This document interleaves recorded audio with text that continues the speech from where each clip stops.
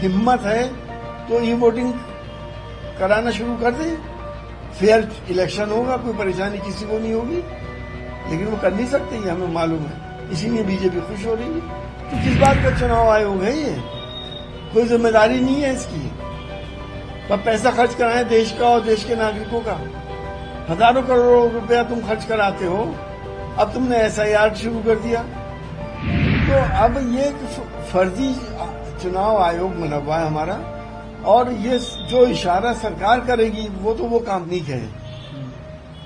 SIR आपने देखा कि बिहार में हुआ था। बिहार के अंदर अगर एक देश के बड़े नेता ने ये इल्जाम लगाया कि एक छोटे से 10 बाई 10 के कमरे में 100 वोट बन गए और एक मकान नंबर के ऊपर 1000 वोट बने हुए, तो चुनाव आयोग, जो भोला चुनाव आयोग थे हमारा, वो कह रहा है कि हमारे पास कोई लिखित में सूचना नहीं आई, कंप्लेंट नहीं आई। तुम क्या कर रहे थे? ये तुम तो स्वतः संज्ञान ले सकते थे, तो तुम्हारी तो इंडिपेंडेंट बॉडी है। अब मजबूरी ये हो गई, अब TN सेशन जैसा कोई आयोग आ नहीं सकता, ना बन सकता, क्योंकि अब सिलेक्शन में सरकार जो चाहेगी वो होगा। जब चाहे हटा दे, जब चाहे रख दे। पहले चीफ जस्टिस हुआ करते थे कमेटी में, और LOP होता था, और प्राइम मिनिस्टर ऑफ इंडिया होते थे। इन्होंने चीफ जस्टिस ऑफ इंडिया को हटा दिया। अब होगा सिलेक्शन तो उसी का होगा जिसको सरकार चाहेगी, और उसकी जगह क्योंकि इन्होंने एक मंत्री को रख दिया। तो अब ये फर्जी चुनाव आयोग बना हुआ है हमारा, और ये जो इशारा सरकार करेगी वो तो वो काम करेंगे, क्योंकि उन्होंने सिलेक्ट करा है। तो इसमें इन्हें तो खुश होने की बात है ही बीजेपी वालों को कि अपोजिशन के वोट कटेंगे। मैं आपको बता दूं कि मेरे साथ तो हो चुका है कि अगर आपके कैमरे में आ जाए तो ये फॉर्म 6 मुसलमानों ने जो भरे थे सब रिजेक्ट हो गए जो अपनी जगह मौजूद थे, और मुसलमानों के नाम जो फॉर्म 7 में थे,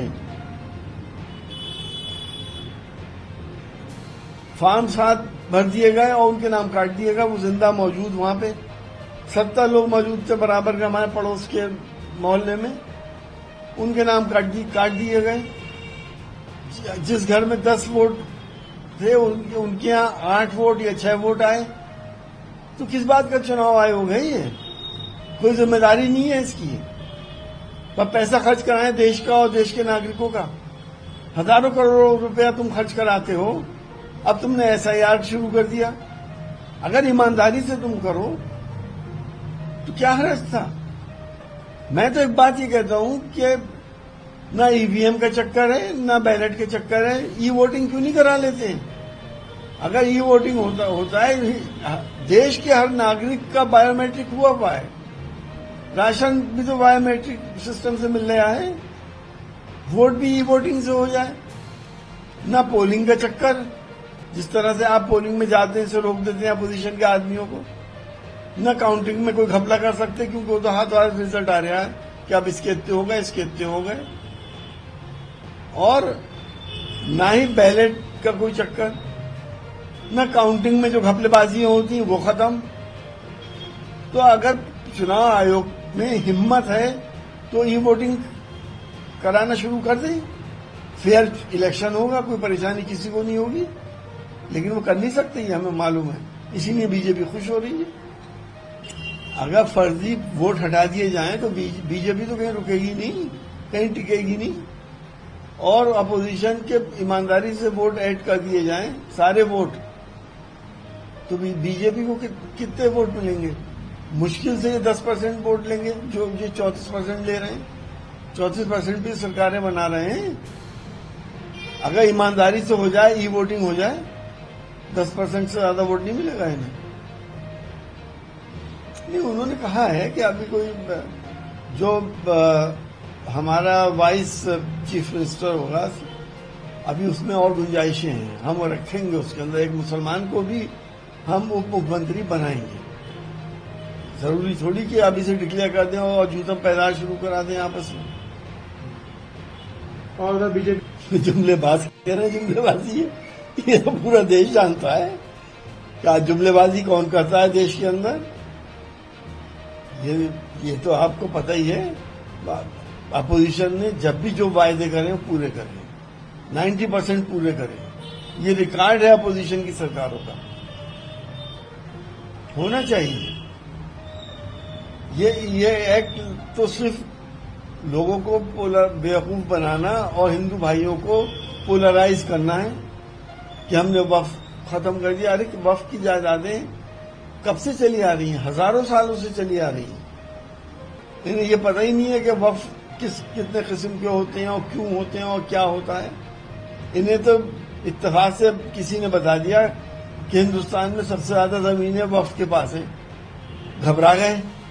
अरे ये मुसलमानों के पास कैसे हैं?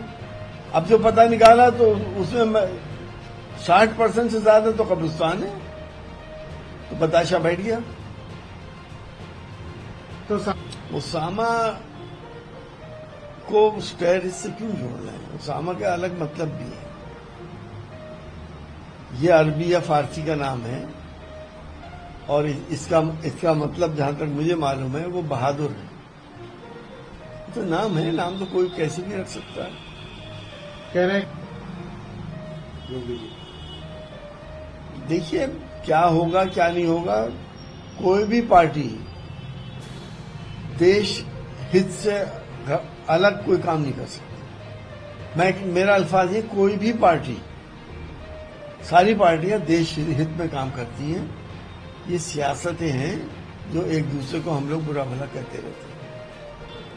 लागत कितनी बढ़ गई, किसान के हाथ में इस वक्त डाई नजर नहीं आ रही है, एनपीके नहीं मिल रहा है, लट चल रहे हैं लाइनों में। एक किसान जाए और अपनी उसके ऊपर एक बैग उसका मिल रहा है एनपीके का, खतौनी दिखाने के बाद, और खुद मौजूद हो। घर की औरतों के नाम जहां जमीनें हैं या औरतों की जमीनें, वो भी बेचारी लगे लाइन में। डीजल कितना महंगा हो गया, लेबर कितनी महंगी हो गई, लागत भी तो देखिए।